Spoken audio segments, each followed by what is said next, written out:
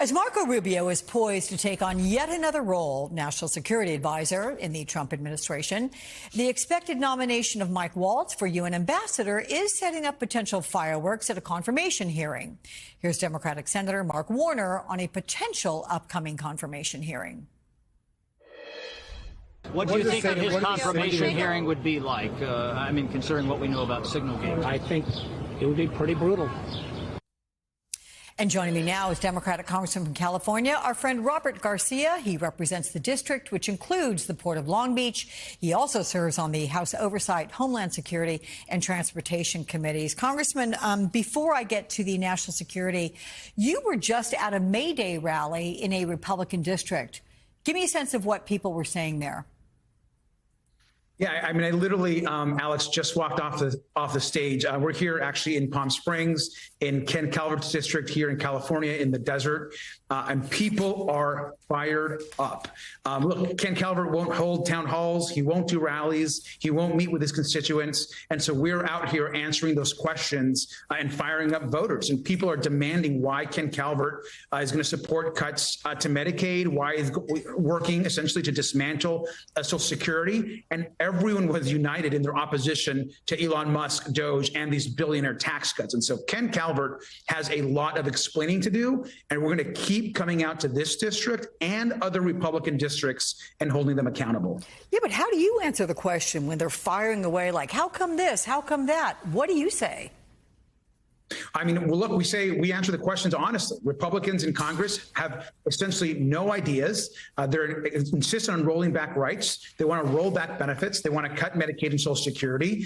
And voters now understand that. They're seeing what's happening. They're seeing prices not going down, but going up. They're seeing what's happening with the tariffs. They're seeing that Donald Trump doesn't care about working class people. And so more and more every single day, the more the Democrats fight and push back hard and stand up against these lies, the American public understand that this is on Republicans, and we've got to continue to call them out. And so great crowd, great energy, and I think you're going to see more of that in the weeks to come.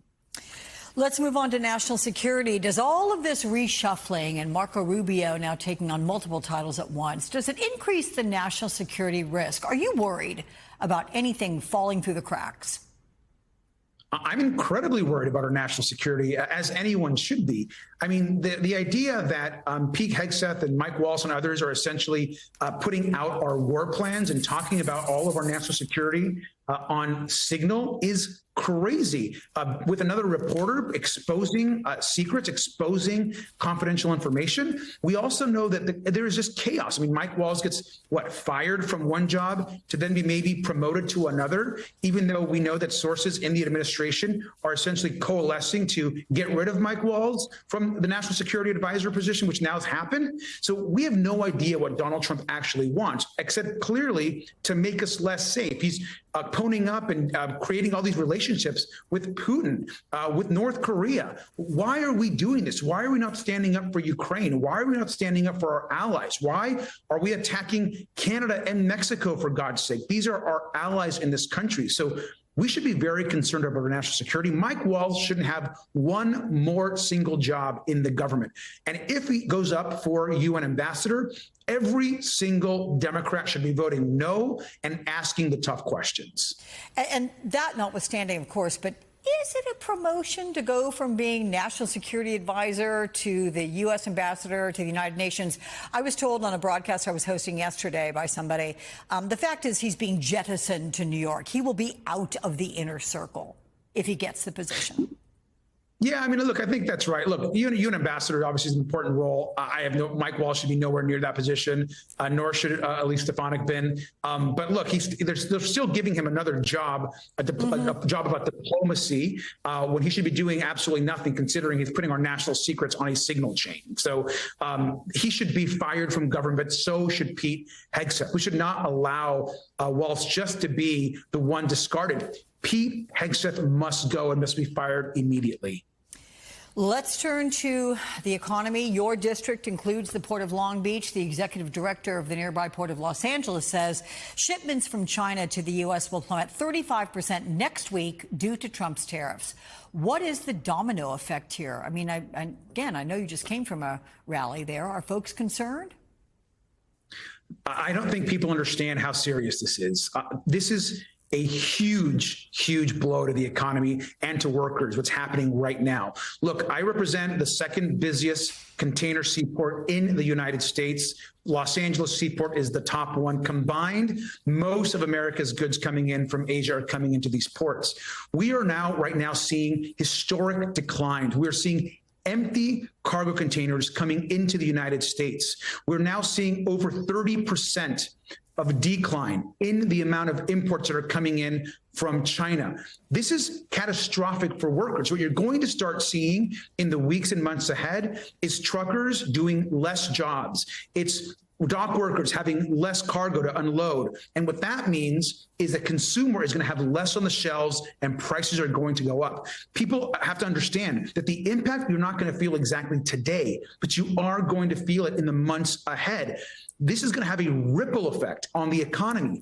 Every empty container that's coming in is less jobs, less work, less warehousing, less trucking, impacts of the supply chain. This is catastrophic for America's ports. And I tell people, I agree, don't look to just the stock market for the health of the economy. Look at America's ports and trade. And so this is where we are headed. We're incredibly concerned. And these tariffs are going to be a massive tax increase on the American public. Let me ask you quickly, because you went down to that prison in El Salvador trying to secure the release of Kilmer Borrego Garcia. When you have the president saying, yeah, I could bring him back, but I don't want to. Do you hope he's going to get back? What are your expectations? Look, the United States Supreme Court, in a 9-0 decision, has told Donald Trump and his administration that he must return, that he must be brought back. Lower courts have said the same thing. The administration has said they sent him there by mistake. This is a constitutional crisis moment. We cannot allow Donald Trump to cross the red line of not listening and following orders of the Supreme Court. This is not about just Kilmer. Look, this is much bigger than him and his story. This is about the Constitution and whether we're going to actually follow what the Supreme Court says. So we have to demand that Donald Trump bring back Kilmer. That's why I was in El Salvador. That's why others will continue to go and advocate for Donald Trump to follow the Supreme Court and bring him back. All right. California Congressman Robert Garcia, our good friend. We'll see you again soon. Thank you.